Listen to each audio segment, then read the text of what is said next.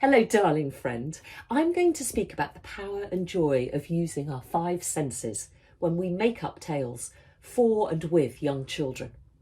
It's an absolute joy to watch young children wide-eyed, open-mouthed, leaning in, lost in the adventure of the oral story, a story without a book, told eye to eye, heart to heart, mouth to ear. It's not just the words, it's the whole experience. So we can enliven our stories with our five senses, not just describing what you see, but also what the story world smells like, what the sounds are, what the characters might taste, or the touch of the grass as you lie down on the floor. We capture their imaginations and make a deep and lasting impression on them. And by sharing oral stories and those from books on a regular basis, then what we do is we ignite that passion in them so they want to make up their own stories. So even if they don't become passionate readers themselves, and not everyone does, I found it very difficult. And I realise now it's because I'm dyslexic. I found it difficult to read books. But the skills that are linked to oral storytelling that we can offer them in these early years, curiosity, creativity, critical thinking, communication, collaboration, all of these are life skills that will be of benefit to them through their whole lives. And when we tell stories without pictures and screens, we can use our sensory language to support their language development, their memory, and their imagination. Here's something simple that you can do with your children at home, in school, in the library, whether or not you feel confident enough to make up a story yourself off the cuff. Sit in nature, or if you're inside, close to a plant or flowers, or maybe even a spider's web, and then, as you sit there, spot a bird. Listen to it chatter or coo with its friends back and forth. Feel the breeze as it strokes across your face or flicks your hair right into your eyes or your mouth. Hear the drone of that plane rumbling overhead as it fades into the distance, or smell that freshly mown grass. If you're inside, drop some mint into some hot water and breathe it in, smell it, and think about how you might describe it. Bite into a carrot, experience that sweet, juicy crunch, crunch, crunch. You could spend 5 minutes, 4 minutes every day with your child or children, listening, touching, smelling, just thinking about those things in nature, seeding the words, let them wash over you. And if you can, in your imagination, whilst you're doing it, describe it to yourself so that later you can bring that back and weave it into a tale. It's just fantastic and such an exciting thing for young children when you have that moment in the story that they remember that you shared with each other outside in nature. And you could make this moment a ritual at the beginning or the end of the day. It brings you into a place of quiet just together. It's deeply nourishing. And if you introduce it not as a rule but as a treat, something that you really enjoy doing, then they'll open their hearts to it. It might only be once a week, but if it's regular, that's when it makes a difference.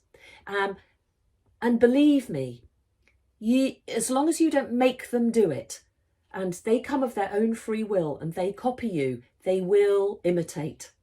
They will for sure, as long as you're enjoying it, you don't feel like it's something you have to do. So let's take a really quick look through the five senses and how we could boost our storytelling with it. So sight first, that's the one that we go to first, don't we? Even when we don't have the visuals of the book, we can paint pictures with our words. So instead of talking about the bird, it's little Robin Redbreast who has, a plump red breast. curious eyes darting from bush to bush. And suddenly the image becomes vivid and personal.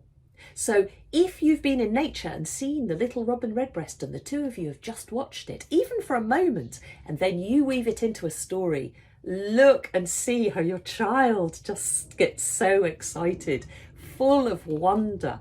You could do it the other way round, of course, and then the child spots that little robin redbreast. Ah, it's lovely. Sound.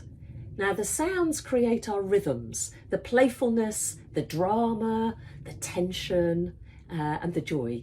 So onomatopoeia like splat or swish or crack, they're all really, really beautiful to use. Or the whoosh of the wind as it blew across the meadow.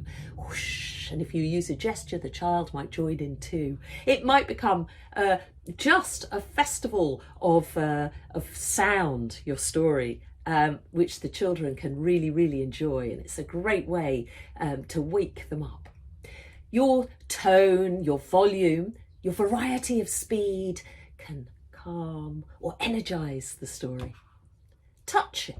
If you describe a texture, it can help the story feel more real. So this sheepskin, think about how you might describe it or smell it, the oily sort of nature smell of it. And it's quite rough as well as being soft and smooth. If you go to a shopping centre, you can let your child hold a pineapple perhaps. And then when you get home, you can describe the dragon's scales, which are green and brown and as bumpy and sharp as a pineapple skin. Or what about the three bears? The bed, which is as squishy and soft as a marshmallow. So the textures can all weave into your story. Smell, this one is my favourite. And it's incredibly powerful smell, goes right into your visceral memory. So if you're telling a story of the witch's kitchen, then it could smell of burnt toast and smelly socks. And then your child will giggle and again maybe add in, and it could become a whole smell fest. And you go with it, just go with that. With that whole imagination, because it's building joy and language at the same time. And then taste. You could invite your child to a taste test. Maybe at the end of your meal or the beginning of your meal, have a little cube of cheese or bread or a carrot or apple, pinch of salt. And then what you do is you get all of you close your eyes and just taste the food and try and describe it in your imagination, so that then when you're telling a story of the children skipping down to the beach, they can taste the salty sea on the tip of their tongue. It's such a powerful and wonderful gift using our senses in storytelling. It sparks the joy, it builds the vocabulary, and it helps children to connect deeply with the words, with the story, but also with the world around them.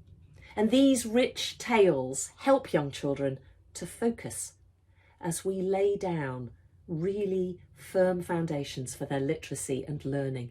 And remember, stories don't need to be perfect. They're just full of the love that you have for your children and full of the love that you have sensed around you. So take those few quiet moments in nature, if you can, to observe and let whatever you see, hear, smell, touch come up and make the story up for you. All you have to do is listen and the story will come. And those children will take those stories with them, carry them in their being long after they're finished, into their play and into their own stories. I'm Danyah Miller. I really hope that this has been helpful to you. Please do comment below and let me know what you think, whether you're already using storytelling and the senses, or if you try any of these things that I suggest. If you'd like to work with me with story and storytelling more, my website and contact details are below, and it would be lovely to hear from you. Keep telling stories. Go well.